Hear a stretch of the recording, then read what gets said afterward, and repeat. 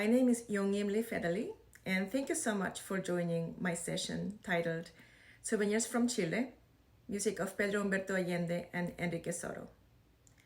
These two composers were contemporaries of each other, and they were two of the most prominent Chilean composers during the first half of the 20th century.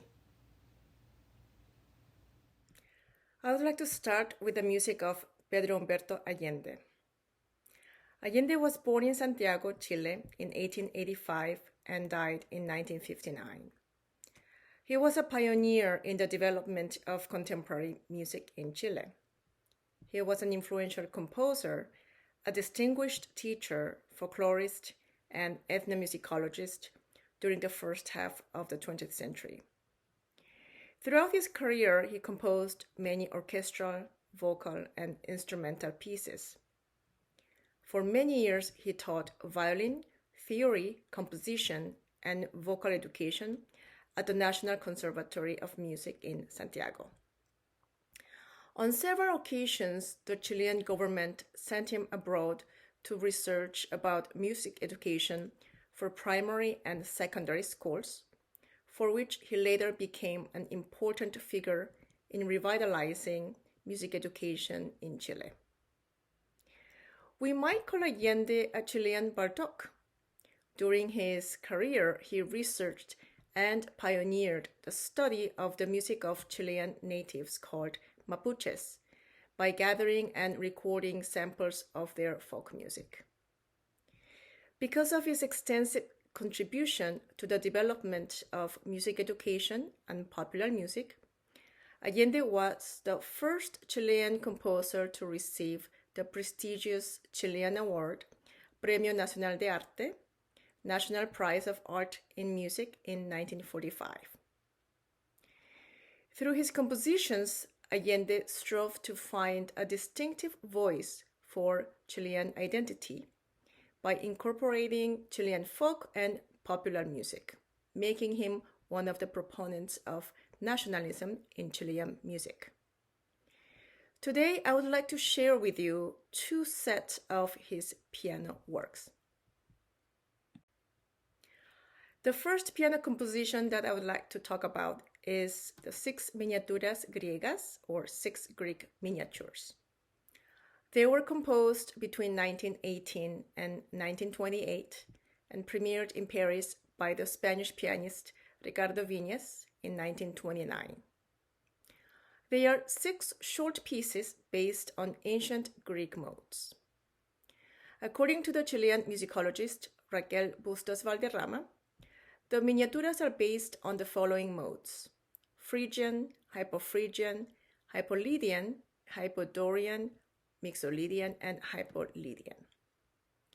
Some of the characteristics of the miniaturas are frequent change of meter and as well as some irregular meters, especially miniatura number 2. They are modal and there are some unexpected harmonies and dissonances. They have a variety of textures, but they are mainly lyrical song-like forms, and they are very expressive and delicate pieces. Each of these pieces is very short. The shortest one is number 6. It's about 40 seconds, and the longest one is number 5, 2 minutes and 30 seconds. The miniaturas can be played as individual pieces or as a set. Some of them are more challenging than others, but they are mostly intermediate to late intermediate level pieces. I would like to show you a sample of the score. This is miniatura number 1.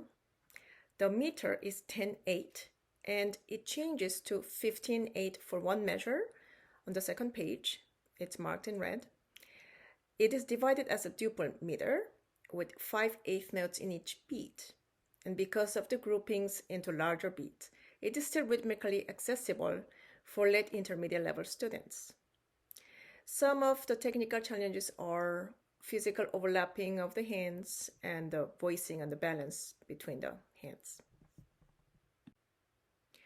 Here is the complete set of the 6 Miniaturas Griegas.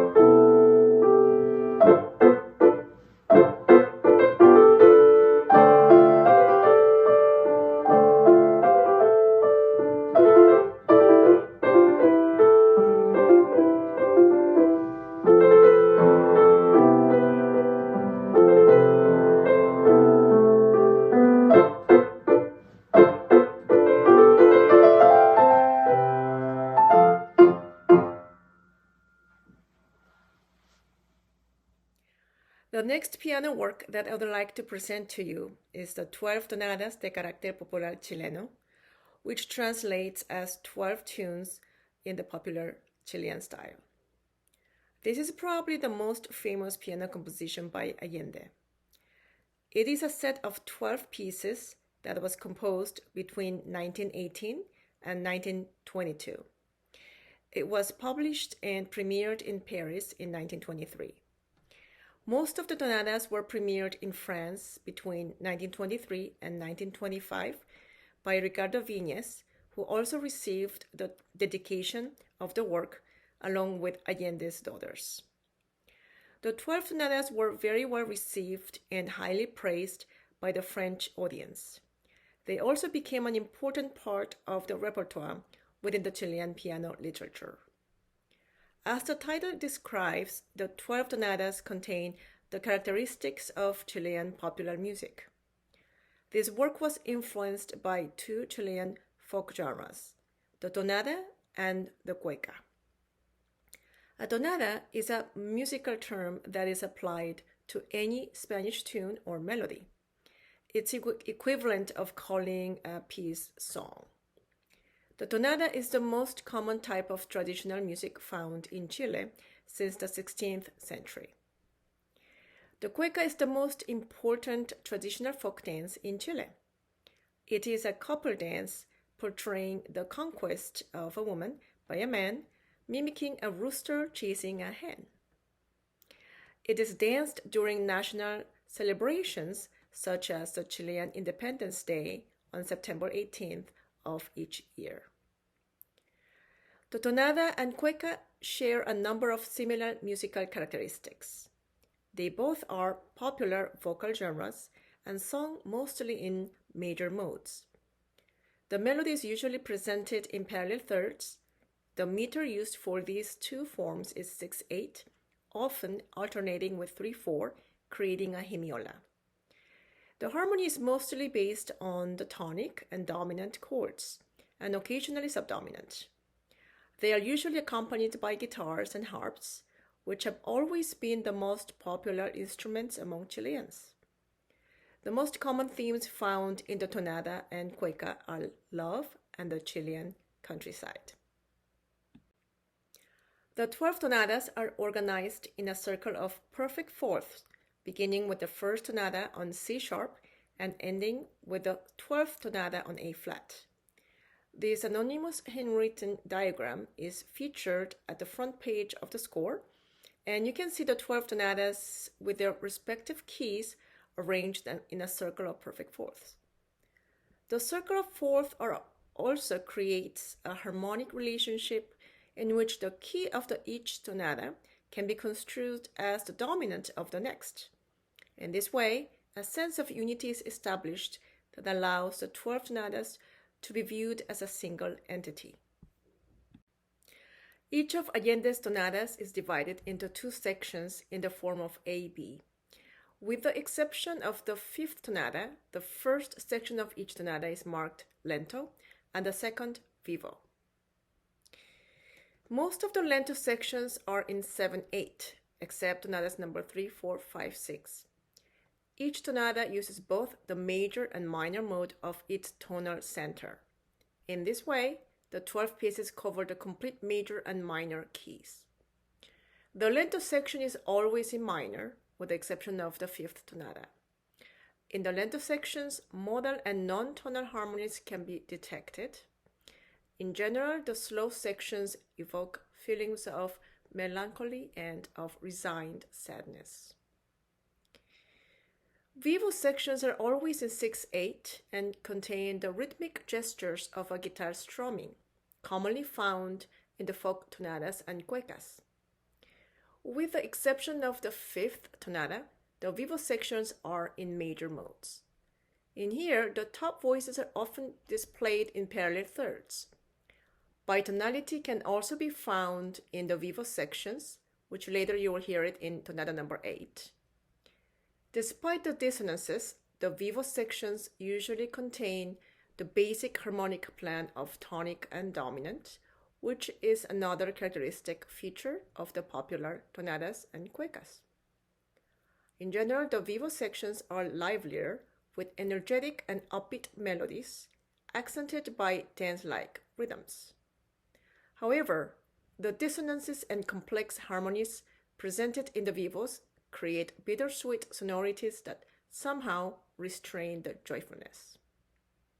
Now, having explored the similarities between Allende's 12 tonadas and the folk genres, it's important to mention that the 12 tonadas do not contain any specific quotations of folk songs, but they include a rich blend of Chilean folk elements and idioms manifested in the popular tonada and the cueca.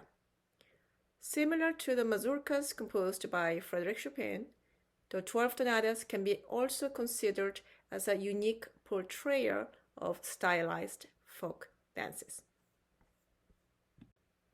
In the left of your screen is the tonada number 4. The lento section is in E minor and the vivo section is in E major. However, there is a presence of the E Phrygian mode in the first two phrases of lento. There is a frequent change of meter in the lento section. The fifth tonada is unique among the 12. Instead of starting with lento, it starts with allegretto, and the first section is in A major. The second section is actually divided in two, poco meno and come prima, which resumes the opening metronome marking of the tonada. And this section is in A minor. It seems odd that he chose number 5 to be such a reversal of the characteristics of the rest of the tonadas. However, there is a superstition regarding the number 5 in Chilean culture that perhaps Allende wanted to include in his music. According to the popular Chilean tradition, the fifth daughter of a family is born different and may possibly be a witch. But I have to say that this tonada does not sound anything like music for witchcraft. In fact, I would say that this is one of the cutest among the 12 tonadas. This is tonada number 8. The lento section is in C minor and the vivo is in C major. However, the tonality is ambiguous throughout the piece due to the dissonances. The melody in lento is melancholic and evocative.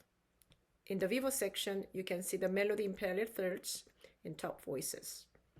As I mentioned before, here you can find the bitonality between the two hands, the black keys versus the white keys in each hand, creating a clash of sound. The 12 tonadas can be played as a set or individual pieces. Some of them are more challenging than others. And now you will listen a selection from the 12 tonadas. I will perform numbers 4, 5, 6, 8, and 10.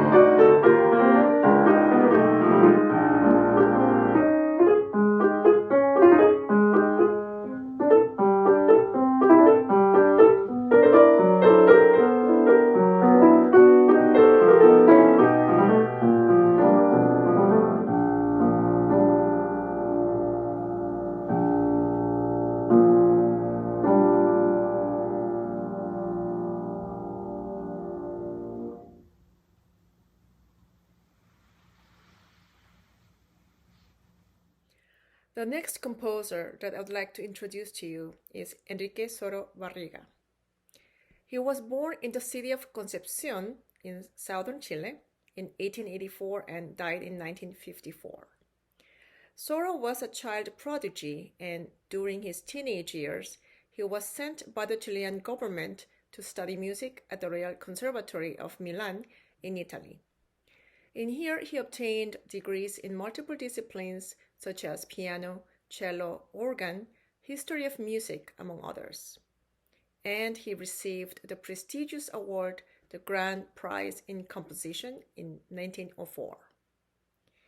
Upon his return to Chile, he taught piano, harmony, counterpoint, and composition at the National Conservatory of Music in Santiago, Chile, and he served as the director of the conservatory from 1919 and 1928. Enrique Soro had a successful career as a concert pianist, composer, conductor, and teacher. His compositions include works for piano, chamber, orchestral, choral, and voice. He performed many of his works in different concert halls of Europe and the United States. He received many recognitions and awards at both local and international levels, and he was the second composer to be awarded the Chilean National Prize of Art in Music in 1948, after Allende having received it in 1945. A big number of his compositions, especially his piano works, were published in prestigious international publishing companies such as Ricordi, Schirmer, University Society in New York, among others. During his career, he composed close to 300 pieces. Among his piano works, he has a few sonatas, different collections, and standalone character pieces. The period of early 1920s was particularly prolific in terms of his compositions, and today I would like to share with you 5 of his piano works composed during this time. The first piece that I would like to play for you is Valse d'Amour, composed in 1923, published by the University Society in New York. It's a short piece written in a binary form, quite charming and expressive, containing sweet lyrical melodies accompanied by beautiful harmonies written in a romantic flair.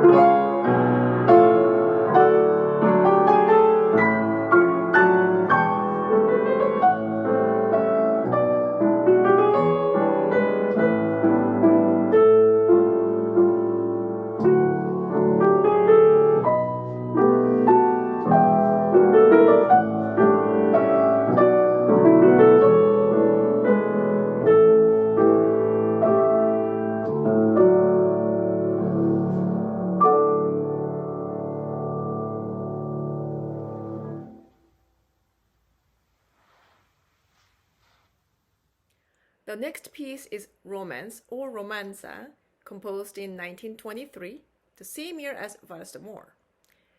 It was also published by the University Society. On the first page of the score, Soro manually changed the title as Romanza, adding ZA at the end, instead of Romance. What you see on the screen is a copy of the composer's score. It is also an expressive romantic piece written in 3/4 in the form of ABA. The lyrical melody in the A section is further developed in the B section with the interplay between the hands, embedded with intricate harmonies and reaching to its climax during the transition back into the A section.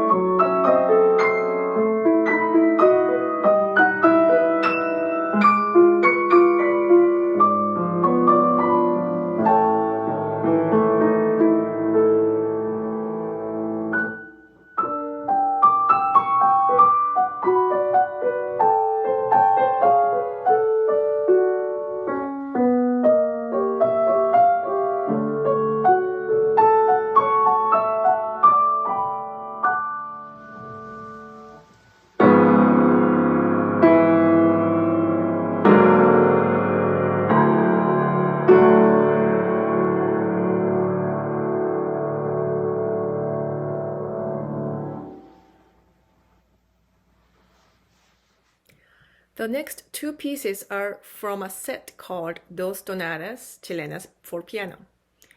They were composed in 1922 and published the following year by Ricordi of Milan. As I mentioned before, a tonada comes from a Chilean popular genre, and similar to Allende's 12 tonadas, Enrique Soro also adapted this form by incorporating it into stylized character pieces. The first of them, Todo mi amor para ti, All my love for you, is written in 6/8.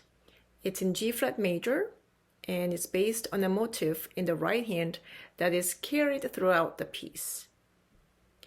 Both tonadas are organized in three-part structure in ABA. In addition to the lovely melody presented in parallel thirds, this piece contains a wide range of complex and intricate harmonies in a stylized folk dance-like form. The second tonada is called Quiereme Chinita Mía, which can be translated as Love Me My Darling. It is in slow tempo, marked lentamente, and written in 3/4. The opening right-hand motive is present throughout the piece, alternating between the two hands in the B section, and its intensity builds up until the recapitulation. Similar to the first tonada, it contains interesting and lovely harmonies throughout the piece. Despite the slow tempo and occasional dissonances, it displays a light, cheerful, and playful character.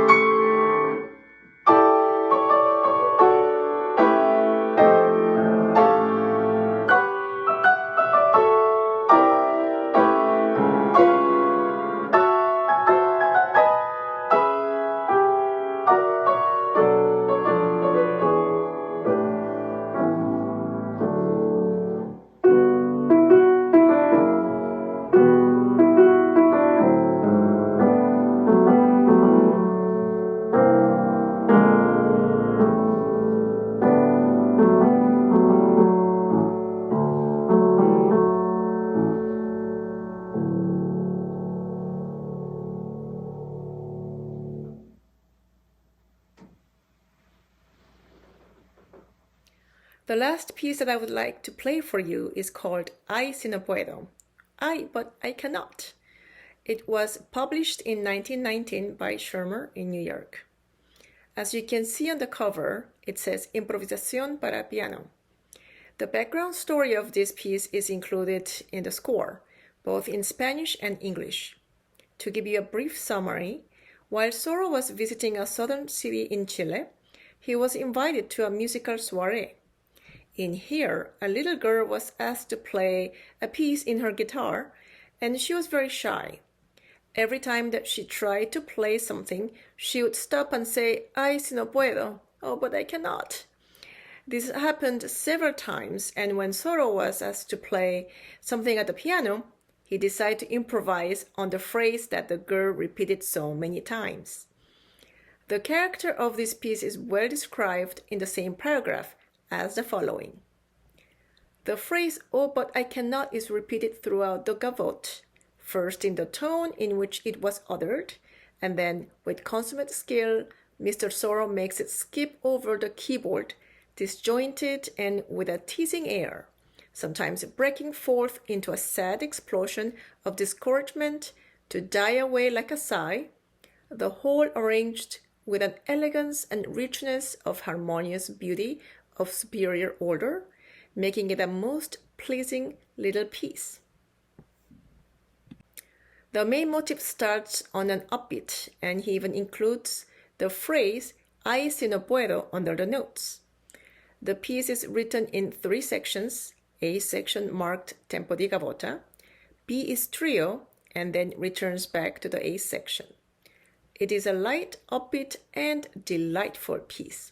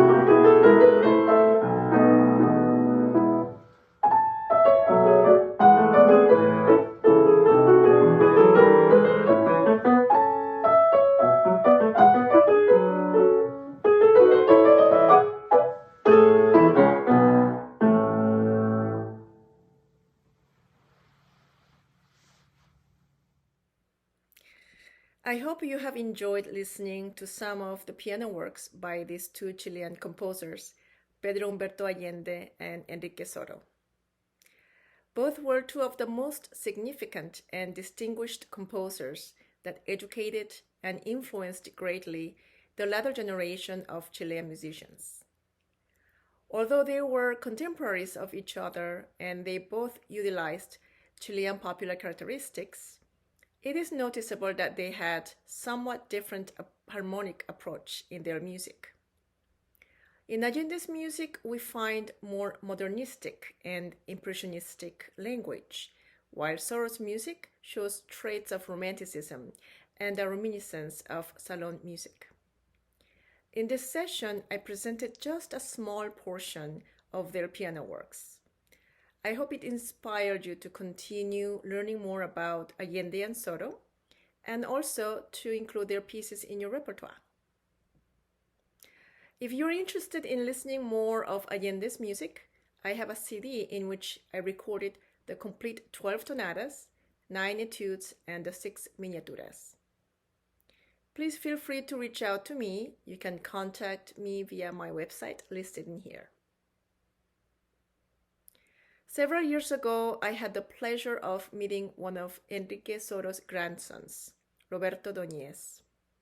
For over a decade, he has been promoting fiercely his grandfather's music and legacy, for which he started the Fundación Enrique Soro. For more information on the composer and to download his music, please visit the website fundacionenriquesoro.cl. In order to promote Soro's music, they graciously have made most of his scores available online to download for free. You can also reach out to the foundation directly via their website in case you have any questions. Thank you so much for listening to my presentation, and also I would like to thank La Frontera International Piano Conference and Dr. Juan Pablo Andrade for organizing such wonderful event. Thank you again, and until next time.